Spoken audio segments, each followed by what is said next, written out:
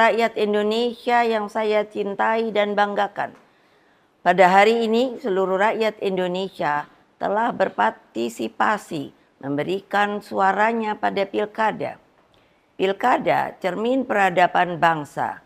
Dalam pilkada ini saya selalu menyerukan bahwa suara rakyat adalah suara Tuhan. Vox Populi, Vox Dei. Ungkapan bijak ini menegaskan betapa berbahayanya sekiranya pemilu hanya dijadikan alat kekuasaan. Saudara-saudara sekalian, Indonesia merdeka mengandung semangat pembebasan dari berbagai bentuk penjajahan. Dengan merdeka, rakyat Indonesia memiliki kedaulatan untuk berserikat, berkumpul, dan menyampaikan pendapatnya secara bebas sesuai hati nuraninya. Amanat inilah yang saya jalankan pada saat Pilpres 2004 yang dikenal sebagai pemilu yang paling demokratis tanpa campur tangan kekuasaan. Pada tahun 2004, selaku Presiden Republik Indonesia, saya menyelenggarakan pemilu secara langsung yang pertama. Dalam pemilu itu rakyat sungguh berdaulat. Lalu, mengapa kedaulatan rakyat itu kini dimanipulasi hanya karena kekuasaan? Saya sangat khawatir bahwa hal ini akan terus berjalan di kemudian hari.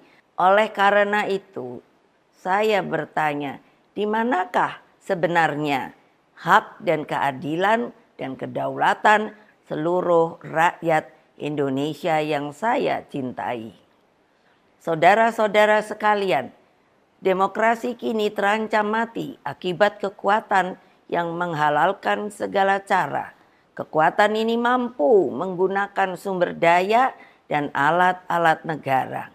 Hal ini nampak di beberapa wilayah yang saya amati terus-menerus seperti Banten, Jawa Tengah, Jawa Timur, Sumatera Utara, hingga Sulawesi Utara, dan berbagai provinsi lainnya. Di Jawa Tengah misalnya, saya mendapatkan laporan betapa masifnya penggunaan pejabat kepala daerah hingga mutasi aparatur kepolisian demi tujuan politik elektoral. Ini tidak boleh dibiarkan lagi, mengingat Mahkamah Konstitusi telah mengambil keputusan penting bahwa aparatur negara yang tidak netral bisa dipidanakan. Saudara-saudara sekalian, saya mengenal Jawa Tengah dengan baik. Saya terpilih sebagai anggota DPR RI 3 kali.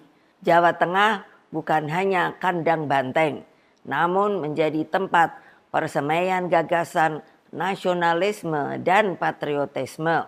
Saya melihat energi pergerakan rakyat, simpatisan, dan kader yang militan, dan seharusnya tidak akan terkalahkan jika pilkada dilakukan secara fair, jujur, dan berkeadilan.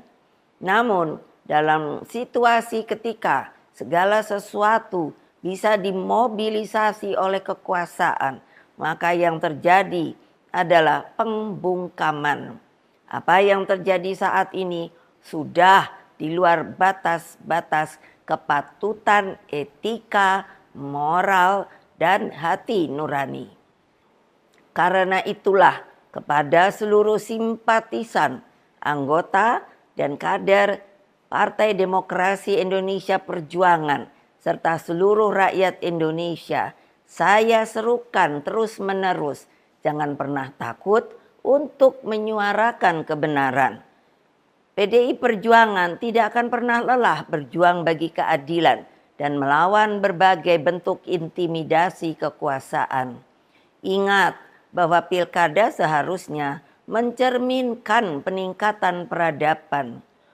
Etika, moral, hati nurani harus jelas tergambarkan. Saudara-saudara sekalian, terus jaga semangat perjuangan. Kita tidak pernah menyerah. Kita terus melakukan perlawanan secara terukur dalam koridor hukum. Meskipun kita tahu Sekarang ini hukum semakin dibuat jauh dari keadilan. Berkaitan dengan hal tersebut, pertama, jaga dan amankan setiap suara rakyat dengan sebaik-baiknya. Kedua, kumpulkan setiap bukti intimidasi aparatur negara, terutama juga money politics, ketidaknetralan pejabat kepala daerah, dan juga tekanan yang diberikan kepada kepala desa. Ketiga, kumpulkan berbagai bukti yang menunjukkan mobilisasi bansos yang dilakukan secara masif dan praktik-praktik sekali lagi money politics yang terjadi. Keempat, kumpulkan berbagai fakta penghadangan seperti yang terjadi di daerah Banten yang menyebabkan ketidakadilan. Kelima, terus galang kekuatan rakyat agar berani menyuarakan kebenaran.